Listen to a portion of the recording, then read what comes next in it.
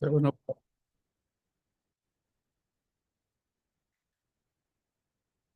Let us meditate for some time with the 8 steps as we are doing Amritabindu Upanishad. One of the method given in Amritabindu Upanishad is meditation on sound and silence. So let us practice before we start today's session. Step number 1, I'm purposely mentioning the steps in every session as when we sit for meditation, we must remember there are 8 steps. So it becomes easy. Otherwise, many times when we sit, we do not know what to do exactly immediately. Step number 1, we have to spend at least some time in relaxing the body and keeping the body still. On the base of still and relaxed body, only meditation can happen. So step number 1, Sthira Sukha Asanam. Let us keep our body completely relaxed. No pain, ache, stress anywhere in any of the body parts.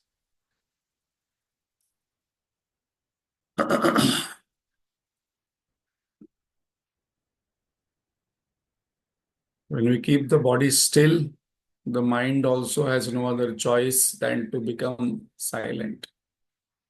So that's the reason the importance of body stilling is practiced by all sadhaks. When I'm constantly moving my eyes, contacting the world, the mind also gets worked up that much.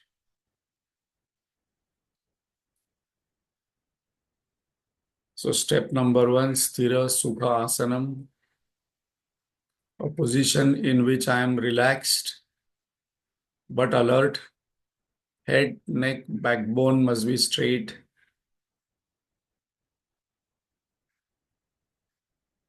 Step number 2, we sankalpa, we take a resolve. In resolution, we can remember following things. For the next 10 minutes when I am meditating, my body will be still and relaxed. My mind will be in the present moment, cheerful, and follow the instructions. At this point, I am only a sadhak seeker of truth who is in search of truth or Atma Darshan or Ishvara Darshan, whatever is my goal.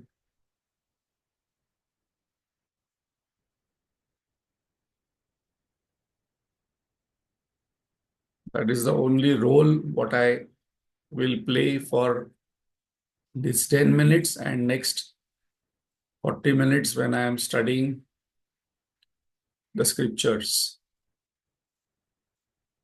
Step number 3, invocation, Avahanam. I invoke God's grace and Guru Parampara's blessings by visualizing my Ishtadevata's form in my mind, my Guru's form in my mind. Or suppose I do not have these two, then Om. Om is the name of the Brahman.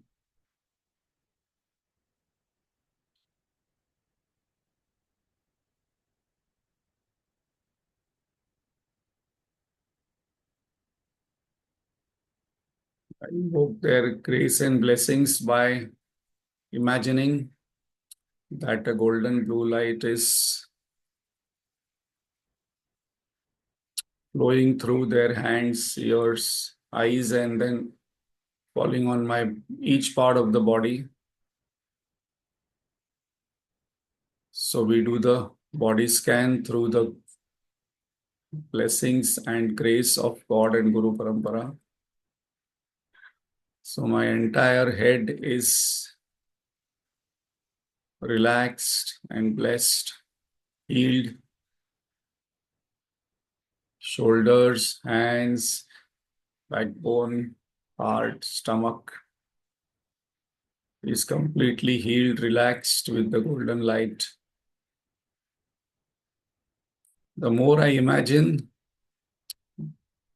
clearly, the more it has impact.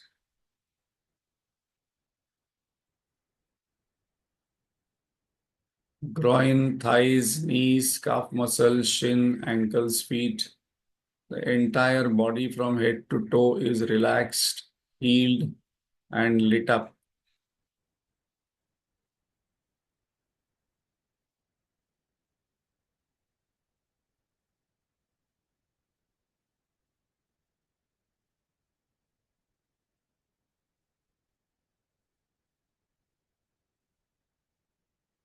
Step 5, I focus on my breath, withdrawing the mind from the body as I've forgotten there is a body. When I close my eyes, I can just feel some sensations at some places. Otherwise, from my mind, there is no body, there's only light. So let us focus on our breath, inhalation, exhalation,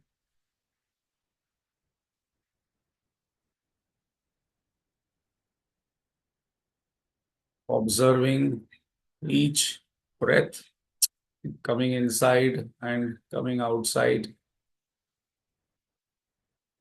not allowing any of the observations to slip.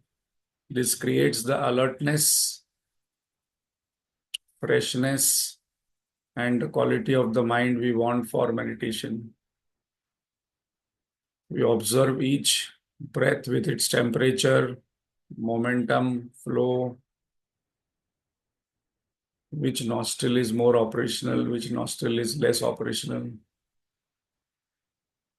how the stomach movement is happening with each breath, how the diaphragm movement is happening with each breath. The more I become observant, the more the mind becomes subtle.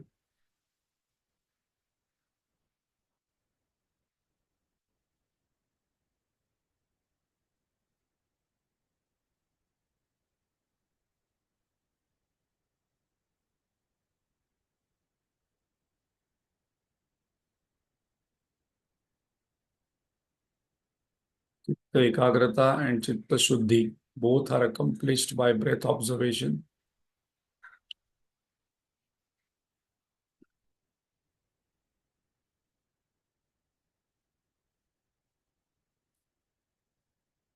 Next step, I focus on sound. I take support of the technique given in Amritabindu Upanishad. So I will chant Om. Along with that, you also can chant Om. First little loudly, then little slower. But entire attention now must be on the sound. Om.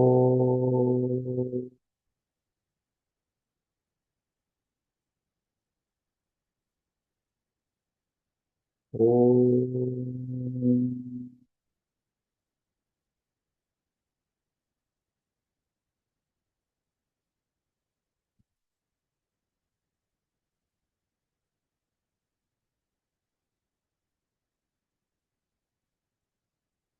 Om.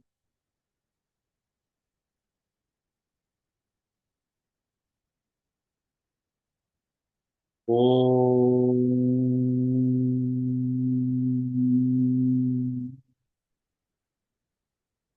Om.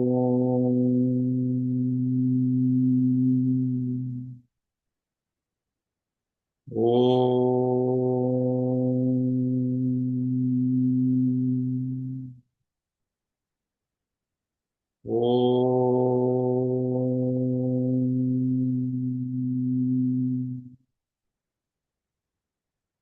Om.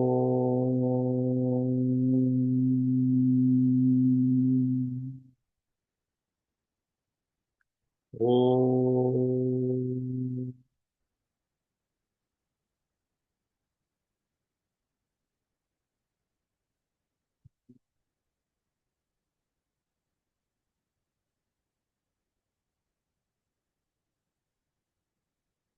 Om.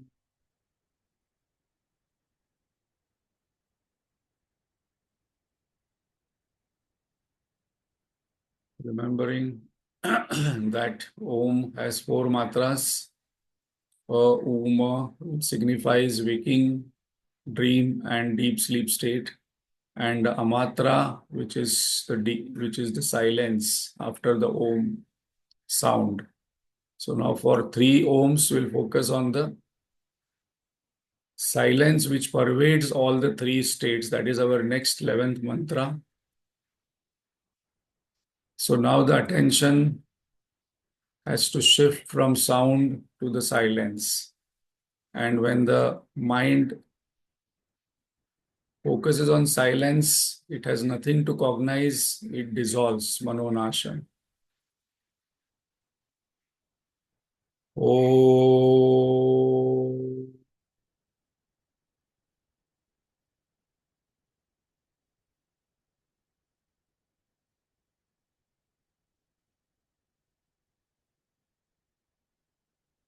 Oh.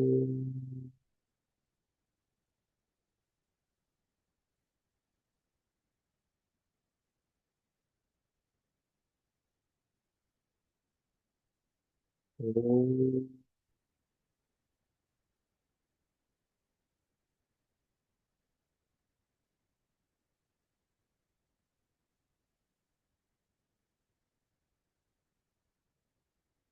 When the mind dissolves, what happens? I recognize my own real state, that is pure existence, pure consciousness, infinite bliss.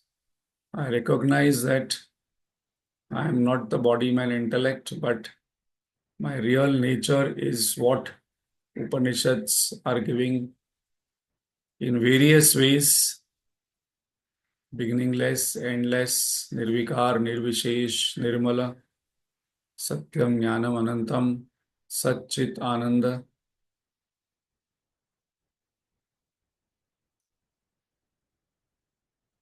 and I abide in it.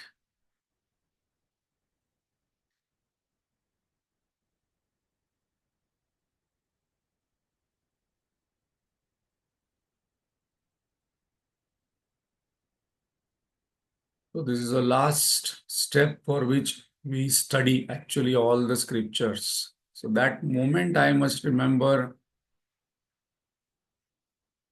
all these Upanishadic mantras, whichever mantra we want to by heart and repeat.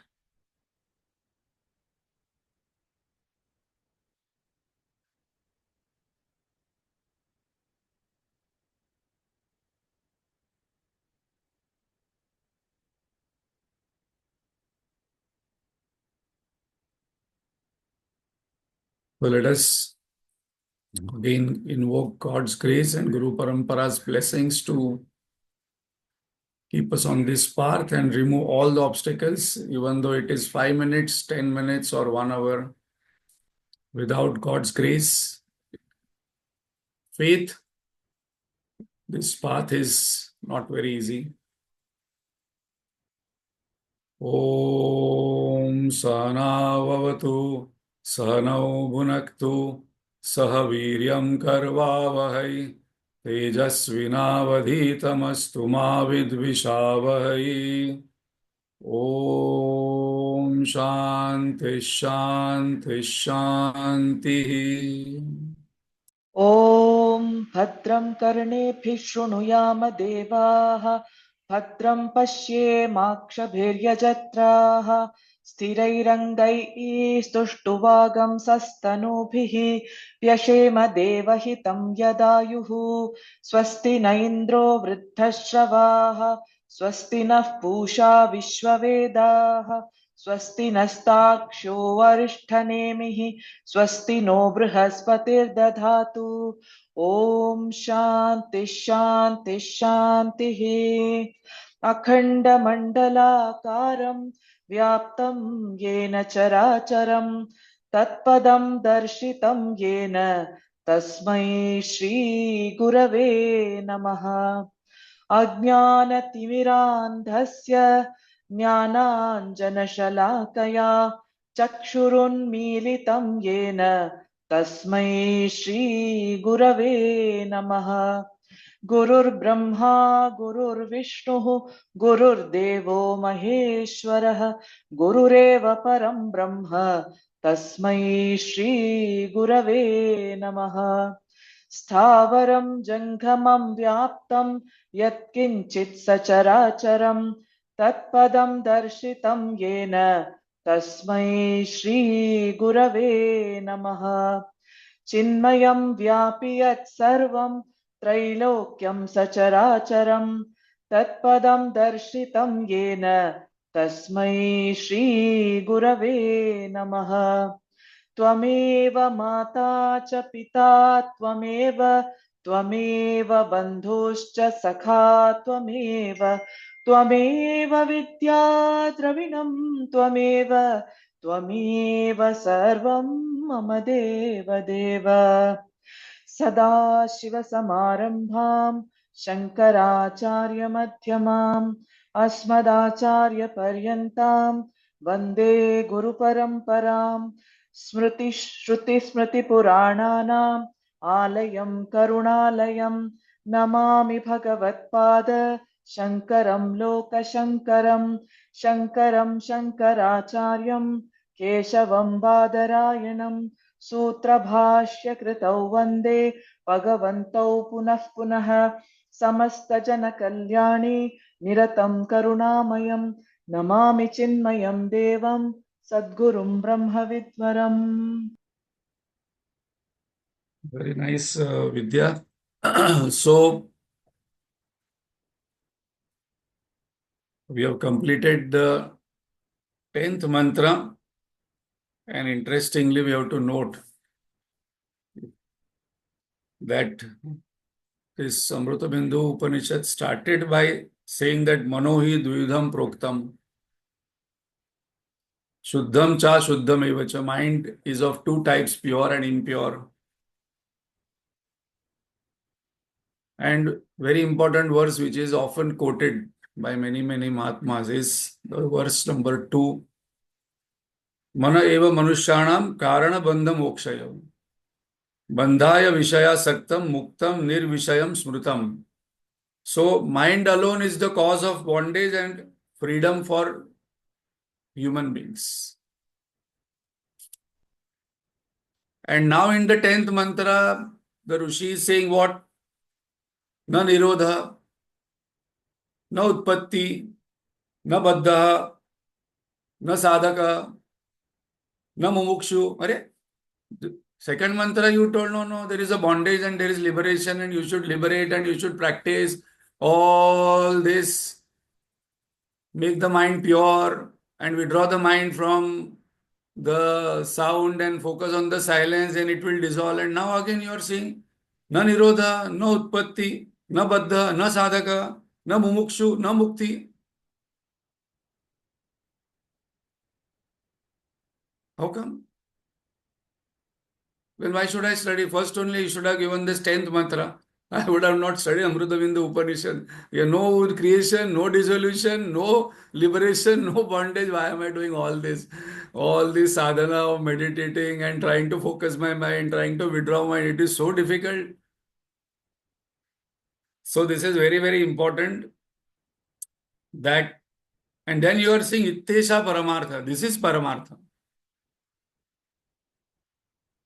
So this is very important. Those people who read scriptures and they forget this aspect, they normally there is a possibility that they will get confused, especially with Bhagavad Gita, because those who do not read Prakaran Granthas or Upanishad little bit, because Upanishadsu is Bhagavad Gita. So why this is important? Because we have to immediately understand from what perspective the text is talking and what perspective that particular context is coming. Especially in Bhagavad Gita, this problem happens with many discussions what we have faced. So in Bhagavad Gita also, Bhagavan talks to Arjun from different context. Sometimes he will say that from the paramarthik aspect, that aham atma gudakesha, I am atma which is nirvishesh, nirvikalpa. I am Brahman, it is Brahman, absolute. From absolute point of view, there is no creation, there is no dissolution. One aspect he will talk. Then another aspect he will say, I am Ishvara, surrender to me. I am the creator, sustainer, destroyer. So Ishvara aspect has to be understood. Then he will say third, yada yadai dharmasya, I take avatar. Then there is fourth aspect of Ishta Devata, do puja of me, you surrender all actions to me. And from the absolute point of view, and sometimes he will say there is no creation, there is no dissolution. So when people read this, then there is a confusion that what is the main message. So definitely in various scriptures, various contexts are taken. Now the context is in the 10th mantra, which we last time saw, which is often quoted in many Upanishads, even including Mandukya Upanishad mentions this, that from the highest point of view, there is no creation, there is no dissolution. The world was never created. The world, if it is not created, it cannot be destroyed. There is no one who is bonded and there is no possibility of liberation then. All this is mithya. From the sun's perspective, there is no darkness. So now we have to understand from the Brahman point of view, all this thing is true. But from Jiva point of view, there is darkness, there is ignorance, there is avidya, there is manohi dvidham proktam, there is Shuddha mind and Ashuddha mind. And then this Ashuddha mind is attached to the world, which is also mithya. And so I have to withdraw this illusory mind from the illusory world to realize my real nature. And who is that? Who is doing all this sadhana? The I notion also is illusory. Mani Mama, we saw in Upadeshan. So that's the reason we have to be careful. It is Shastra, unless and until I listen from one and understand completely the various perspective, the clarity will not come. If I listen to different people, if I listen to different contexts and this is not clear to me, then there will be confusion, there will be less benefit to me as a spiritual sadhak. So the 10th mantra, what we saw last time, is an important mantra to by heart and to remember that final goal is Brahman, and from Brahman perspective, last time we gave an example also that I all the way walk in the hot sun and then do lot of efforts, and then there is a river in which there are crocodiles and there are a lot of sharks. I cross that river with lot of effort, with lot of boat. I take a boat of scriptures, Prasthanatrayi, that way will take me. And when I go that side, when I look back, the river is not there, the desert is not there, all the efforts are gone, even I am gone. If I have confusion on this, then I should again reflect on this aspect. Then the question comes that what should I do now? Because I am having in waking state, deep sleep state, dream state, I am having a family, I am having a job, I am having a business. How should I look at it? So immediately we will see the 11th verse, which says that always remember that you are the Atma, you are that consciousness which pervades all the three states. So as Ramana Maharshi used to say, all this Mahatma state, as the Upanishad says, that from that perspective, even the waking state is like a dream state. Longer dream state, that's all. It has no significance. And that's the reason Mahatmas do not give so much significance to the waking state. So what is our practical application immediately from this moment when I hear this, if I have faith on Ramana Maharshi, Upanishadic Guru, Ishvara, God, Brahman, Gurudev, then I must not give so much of significance to my life. People who are extremely bored or frustrated or irritated or angry or depressed, they are giving too much significance to their life thought. So what? As Gurudev used to say, so what? What will happen maximum? This is only illusory. Too much significance to myself will not make me a spiritual sadhak. That's immediate application. And next verse we are going to see that why from Vedantic perspective, from sadhaks who start giving less and less significance to the waking state, they start pondering more and more, giving more and more time, not sleeping, but thinking about the Sushupti Avastha. So, though it is not part of this Amritabindu Upanishad to discuss in detail, because other Upanishads, Mandukya Upanishads gives definition of Sushupti Avastha, Tattvabodh gives definition of Sushupti Avastha. There are many other Upanishads who will give some definitions of Sushupti Avastha. At Upanishadic level, they are discussing Sushupti Avastha in detail because it is the closest. So today we will see for some time what is decoding, deconstructing the Sushupti Avastha. So I would request Vidya to chant 1 to 10 mantra once and the 11th mantra, which we are going to analyze today, twice. Okay, sir.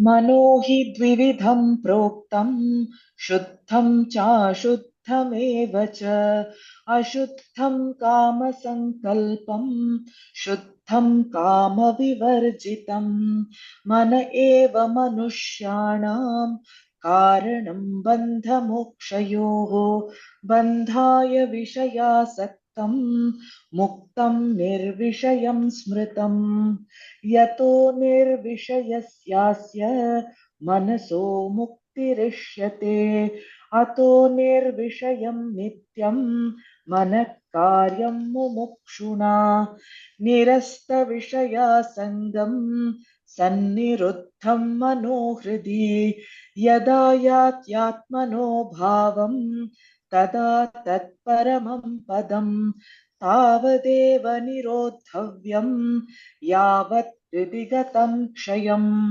एतत् ज्ञानं च ध्यानं च शेषो न्यायश्च विस्तरः नैव चिन्त्यं न चाचिन्त्यं न चिन्त्यं चिन्त्यमेव तत् पक्षपातविनिर्मुक्तं ब्रह्म सम्पद्यते तदा स्वरेण सन्धयेत् योगम् अस्वरं भावयेत् परम् अस्वरेणानुभावेन भावो वा भावयिष्यते तदेव निष्कलं ब्रह्म निर्विकल्पं निरञ्जनम् तत्ब्रह्माहमिति ज्ञात्वा ब्रह्म सम्पद्यते ध्रुवम् निर्विकल्पमनन्तं च हेतुदृष्टान्तवर्जितम् अप्रमेयमनादिं च यज्ञात्वा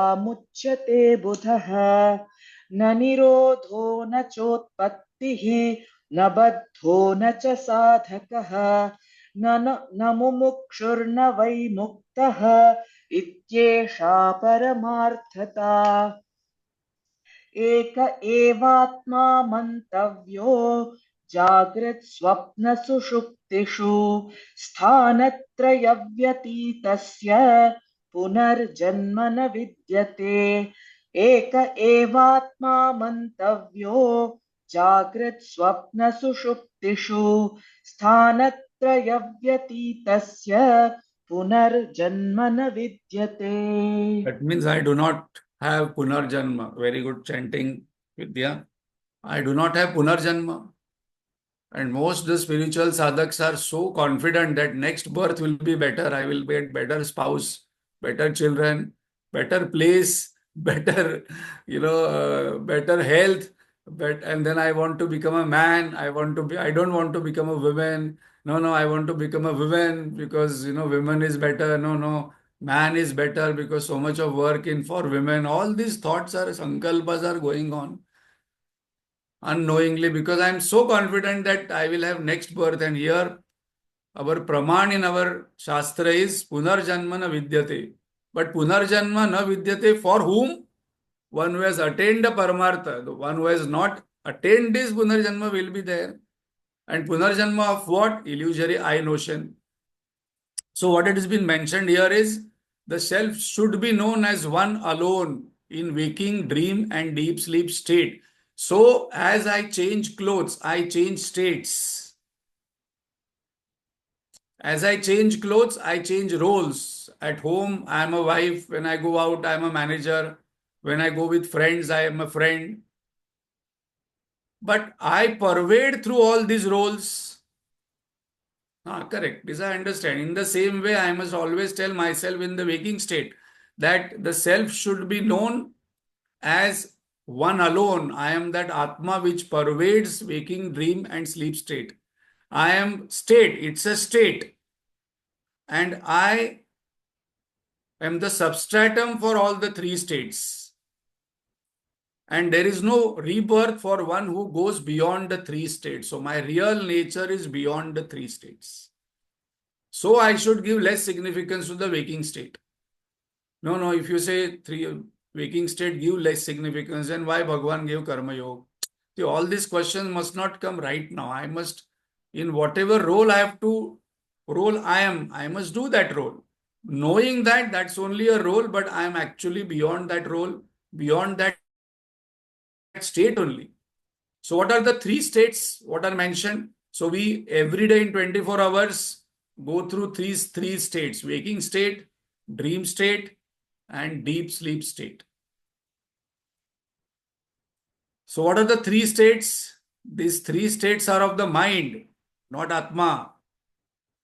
Atma is same, Nirvikar, Nirvishesh, Nirvikalpa. Nothing happens to Atma when these all three states comes and goes. So we have studied this. In waking state, object becomes the thoughts. Means what? What did you say? So right now we are in the waking state. We cannot be in touch with the world. We can only be in touch with our thoughts. All knowledge is vrittijanya. When I say that I can see that chair, I can see this laptop, that means the thought of that laptop is come in my mind. All the world is basically what? Shabda, Sparsha, Rupa, Rasa, Gandha, full stop. Only five things. There is no sixth thing. And for this five,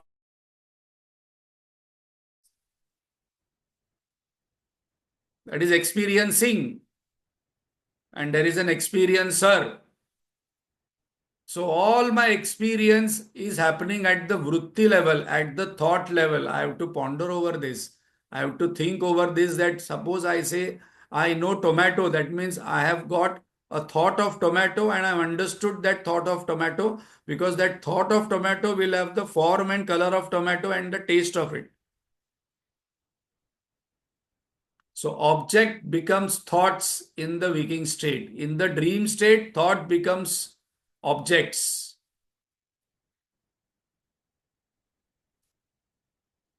Thought becomes objects.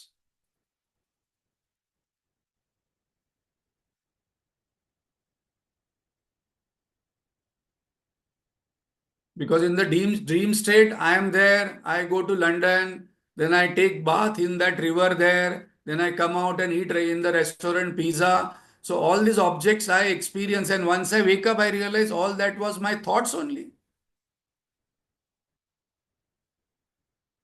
So in the waking state, thought becomes object becomes thought, dream states, thought becomes objects. There is nothing more reality to it. You know, the world is so real, so tangible. Some people say, no, no, I want to have some tangibility. No, you're all talking. There is no tangibility anywhere. It is all abstract because all my experiences are on the vritti janne. If there is no thought generated, there is no experience, there is no knowledge. In Vedanta, the experience and knowledge are considered as same only. I gain knowledge through the thought only. If there is no thought formation, there is no knowledge. And once I get up, I realize that that river also was me, the mountain also was me, the London place was also me. I was also river also was me. The money what I gave in pounds, that pound also was me only.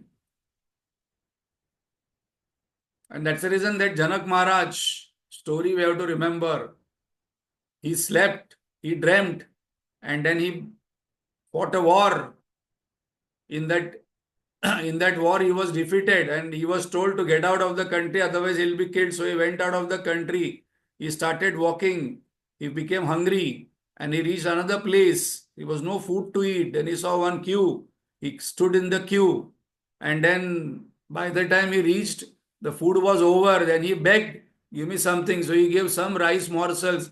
Then there was no vessel for him. He took one leaf, took some rice morsels and started walking. One crow came and took that leaf away and he fell down protecting that leaf. And then when he fell down, he realized that he was in his palace.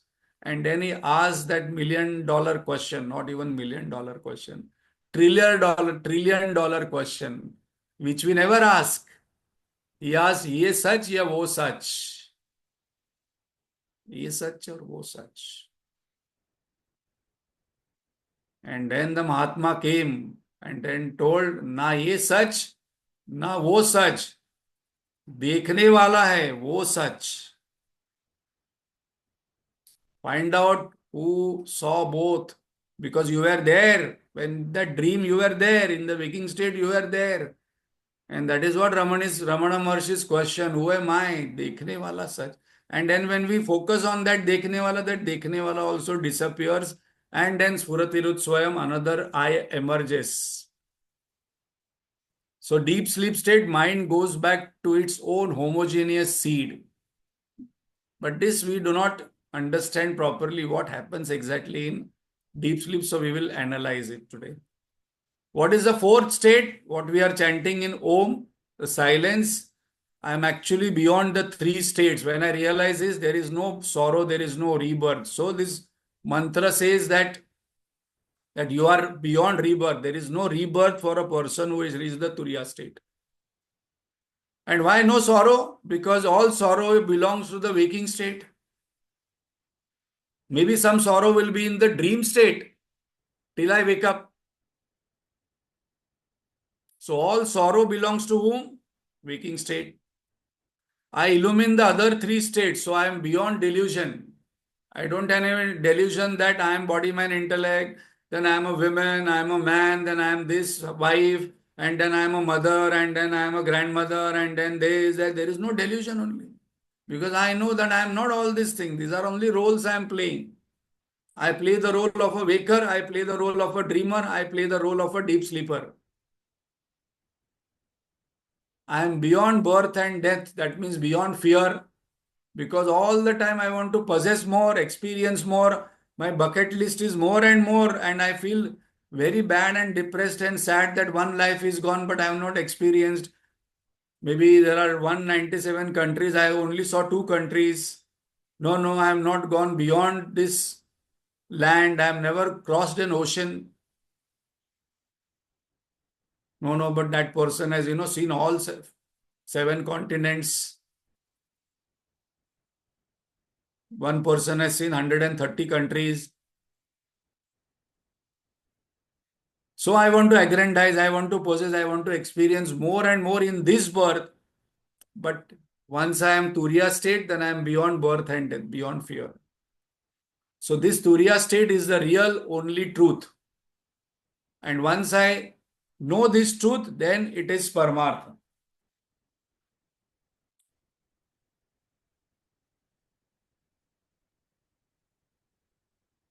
Are there many truths or one? That is the next word we will see. But before that, for the next 10 minutes, maybe some 5 minutes will be more. If those who want to stay, they can stay. Otherwise, they can get into Sushupti Avastha after 7:45. because I don't want to keep that topic incomplete.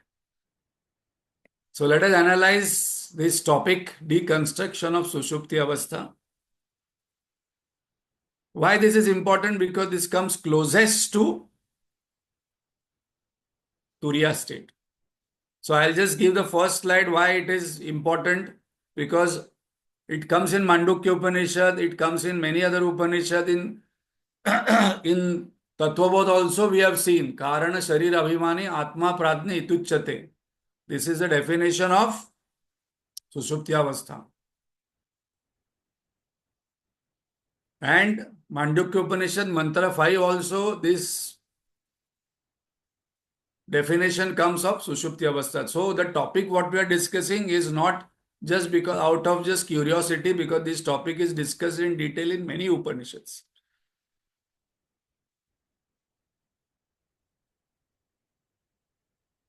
So let us analyze this topic.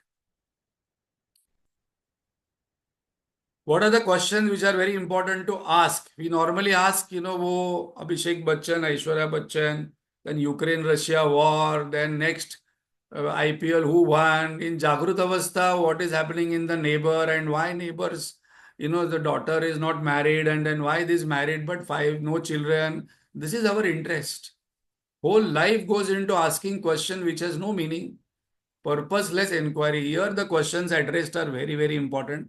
What are the question? What is our experience in deep sleep state? Number one question. No, but what is there? There is nothing in deep sleep, but that nothing is very important. Nothing is very, very, very, very, very, very important, because nothing is everything. One person went to Nasruddin Mullah. He told, you are talking about nothing, nothing, nothing. Can you give me nothing? Nasruddin Mullah said, yeah, I can give you nothing. How will you give me nothing? Give me nothing. So he told, can you see the carpet on which you are sitting? They were sitting both down. Yeah, I can see the carpet. Can you lift the carpet? I can lift the carpet. Lift. So he lifted the carpet. What is there? He said, nothing. Take it. Joke. Huh? But nothingness is very important, because when we analyze nothingness, we understand everythingness, because Turiya Avastha is Purna. And Buddha didn't say Purna. Buddha said nothing. We almost same. How do I recall the deep sleep experience in the waking state? This is where the whole analysis happens, and there are many, many contradictory views. I have been discussing about this topic with many monks for last 5-10 years, which I am not going to share all those because this comes in very advanced bhashya of many text. Mandukya Upanishad bhashya, there are many people who have written bhashya. So Adi Shankaracharya's different Shishyas have given different views to it. How do I recall peace? Yeah, in deep sleep, I am very peaceful. So see the question what is asked. How do I recall peace? What is our experience in deep sleep state? How do I recall deep sleep experience in waking state? And how do we account for the experiencer of deep sleep state? This is where the whole, what we call vad happens.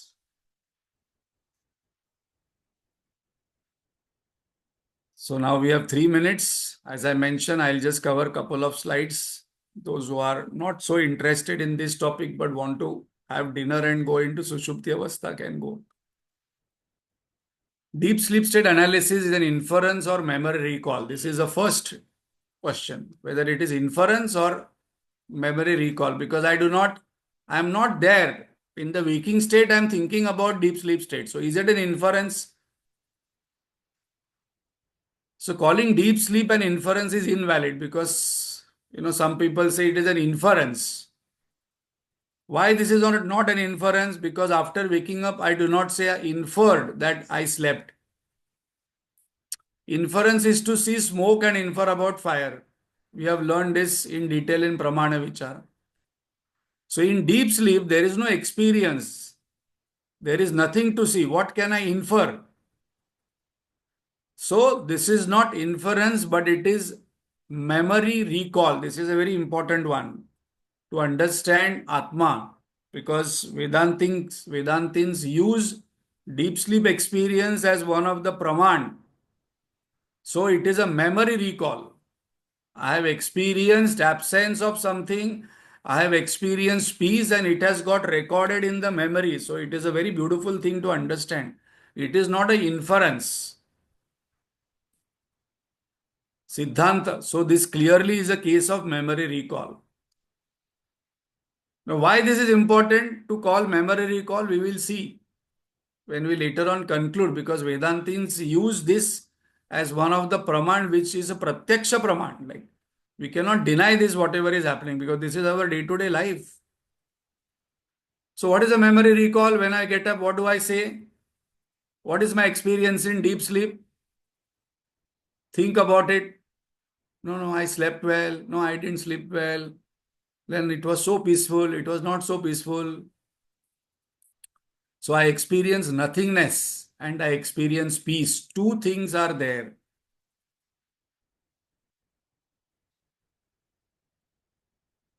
Avidya or Ajnana Vritti, very important one. It is called as Vritti, and Abhava Vritti. There is an experience of absence. Absence of what? Absence of all experiences in the dream and waking state. Correct? Whatever is happening, suddenly I am watching TV, suddenly I am sitting in a sofa, and then there is deep sleep, and in that deep sleep, the world has gone, the body has gone, the mind has gone, the intellect has gone, the memory has gone. And what happens to Ahankar? There are some people say the Ahankar also goes to deep sleep. Because Ahankar would be there, and I would know that I am sleeping. But I cannot say that I am sleeping. So this is where the contradiction happens. Some say that Ahankar also disappears completely. Another school of thought says no, Ahankar is there in some subtle form. Experience of ignorance and absence is experienced in the deep sleep. This is our experience. So I must dissect what is my experience in the waking state. Object becomes thoughts. In the dream state, the thought becomes objects. And in the experience, in the deep sleep state, there is an experience of ignorance. I don't know anything. And there is absence of all the experiences, vritti, and object of the waking and dream state.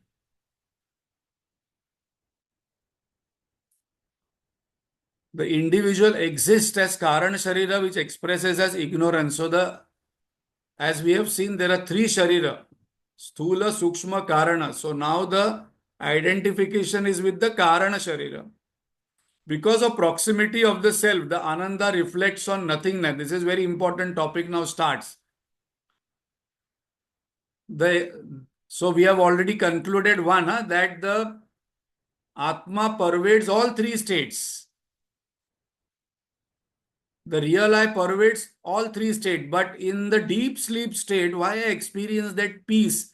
Because the Ananda aspect of the Atma, Satchit Ananda, that reflects on nothingness of the deep sleep.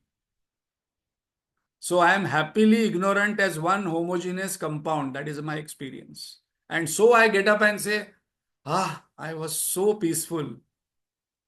I am so recharged. I experienced that peace. That peace came from where? Atma. And it reflected on what? Now we have to pay attention that it reflected on nothingness, but still it is a reflected experience. So it is Nirvikalpa experience, subject-object duality ceases. Analysis of I don't know anything. Why I say I don't know anything?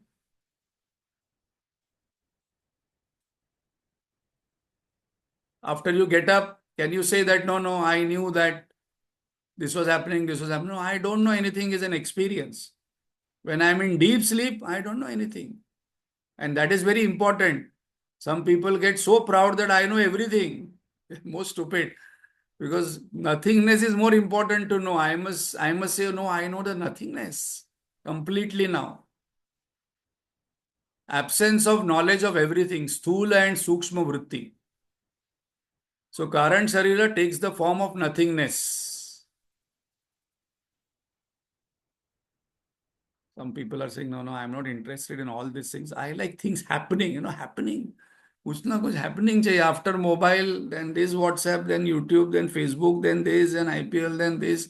कुछ ना कुछ life में होना चाहिए. Nothingness is not so interesting. So what is there, as we mentioned, avidya vritti, ajnana vritti, abhava vritti in the deep sleep state. Analysis of I experienced peace. This is very important. Where the peace is coming from in deep sleep, where there is absence of all vrittis and object. Very, very, very, very important thing. Because I'm till my experience shows that all my ananda is based on object. Suppose I am in relationship, then I will get love, then I will be happy, then that happiness will make me peaceful. Suppose I get this in the waking state, then I will be happy, that happiness will give me peace. Suppose I go to this situation, I experience this experience will give me happiness, then that will make me peaceful. But here, what we experience is exactly opposite. Without any object, without any relationship, without any body, without any world, still I am experiencing that peace. Where it is coming from? So Ananda is not in the object, Ananda is there in the subject. The subject here is Atma, and that is me, myself. That is my nature. And that's the reason this analysis of deep sleep is very, very important, because it is clear proof that the peace and happiness is coming from the subject, it is not located in the object. So Atma Ananda illumines the nothingness due to its proximity to it. Siddhanta, Atma is illuminating the deep sleep state of nothingness, so we experience peace and ananda. So, what? So, I am ready to give up everything for deep sleep. In day-to-day life, I am asking, I want a quiet mind, quiet mind, quiet mind, सब कुछ है, but peace of mind नहीं. Here, the mind goes to laya, less agitation, waking state in the dream state compared to dream state. And one is ready to give all pleasures of waking state for deep sleep. Suppose a person is feeling sleepy, even though person is living in 7-star hotel with the best person, the most loved person, the best food, the best movie, the best place, but still once I am ready to, I let go everything. I don't want anything right now. I want to sleep. So that shows that one is ready to sacrifice waking state, dream stream state for the deep sleep state, because it is closest in proximity to myself. That is Atma, Brahman, God. Why? I say I experience happiness objectively when the happiness is located in Atma. Also, I don't say I'm happiness in deep sleep. Answer, the deep sleep is shining with the light of Ananda. It is like Abhava Vritti coated with Ananda coming from Atma. These sentences should be underlined. There is a chocolate which is coated. So what is that chocolate? Abhava Vritti, nothingness. And that nothingness is coated with the peace and happiness of Atma. Because Atma is what? Satchit Ananda Swarup. Important, we experience reflected happiness only, not infinite happiness.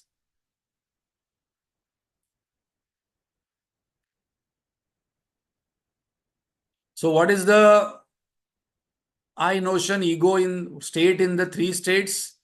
In the deep sleep state, the ego is inactive, sleeping ego. Pradnya. There is sleeping doership and enjoyership. In waking state, there is active ego, vyavaharik, vishwa. And in the dream state, there is semi-active, pratibhasik, taijas, that is ego. That is the ego state. In all state, there is individuality, ego. That is very important. This is not accepted by some of the schools of thoughts. So now we'll complete one last important Siddhanta and complete this topic. Important. Why can't we say no ego in deep sleep state? How can the sleeping ego know?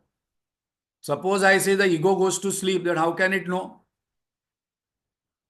If there is no experiencer, there is no rememberer, and experiencer has to be same entity.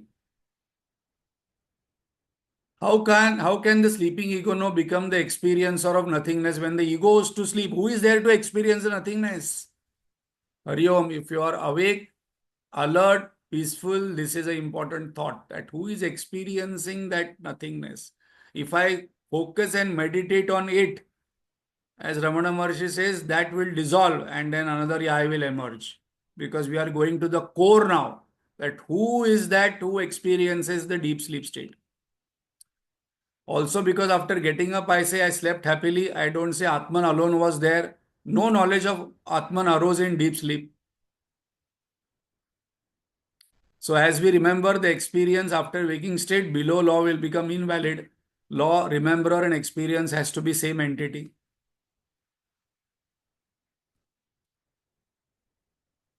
Why? I do not feel the individuality in deep sleep. I notion, I-ness experiencer is not so strong. I don't think, I don't feel I was there. So logically, it is not possible that there is an experiencer, but there is no experiencer.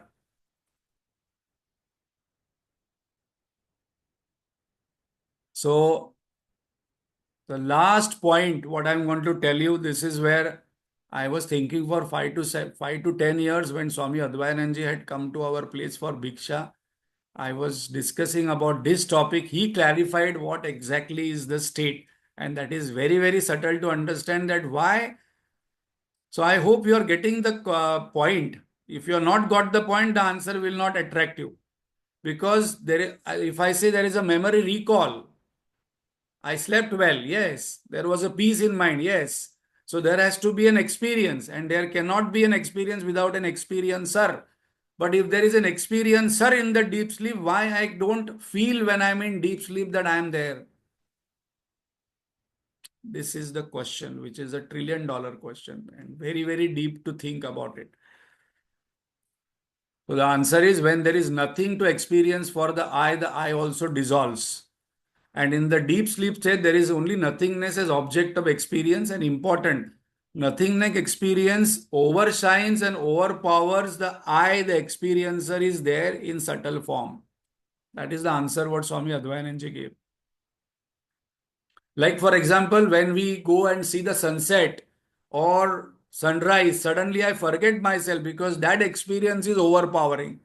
Another example, suppose I'm having pain in the leg, something has hurt me, and then I'm watching a movie which I get so engrossed that I forget the pain because that experience is overwhelming compared to this experience of pain. So that is an answer which he gave, which it took some time for me to grasp what he's talking about. Then again, I went to his kutia and then we had a long discussion on this, and then he explained that that's the reason, that is the only way we can, you know, what you call, give this answer on memory recall, experiencer, and experiencer. So, experiencer is absorbed or lost in the experience. So, I don't recollect that I was experiencing the deep sleep. There are many people who get lost when they are doing something. So that is an experience there because Atma is closest and there is nothingness. So the experiencer, that is the I notion, that is the ego, that is I. And why this is important? Because the more I think about it, there is a possibility that this I will dissolve. Because now we are going to the core of it, then I cannot escape. Because as Ramana Maharshi says, when I ask who am I, and when I think of this, I am directly getting to the core of I in the deep sleep state.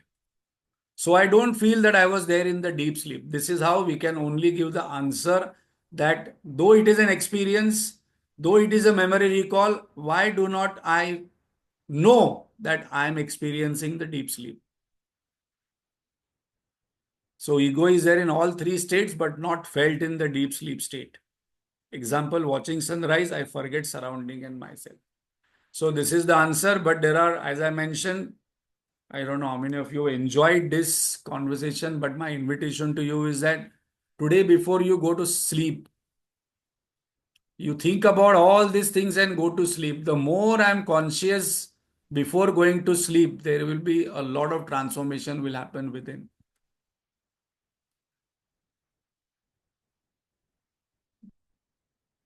find out the last thought before I go to sleep, if I'm aware of it. And becoming aware of the last thought, and then there will be awareness of deep sleep also, from the highest point of view.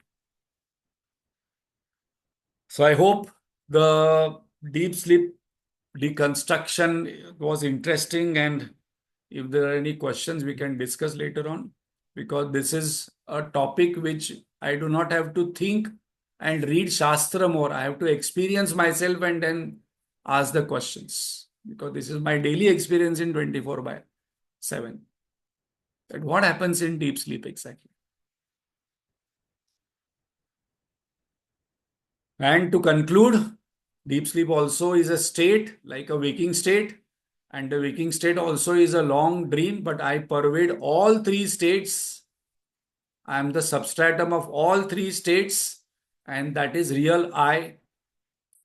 And so this deep sleep state becomes important to me to analyze, because I am beyond three states. So more than waking state, deep sleep is interesting to analyze and keep thinking about.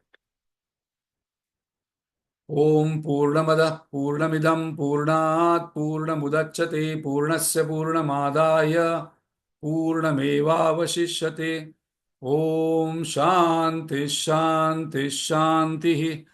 Hari Om Shri Gurubhyo Namaha. Hari Om. Thank you very much.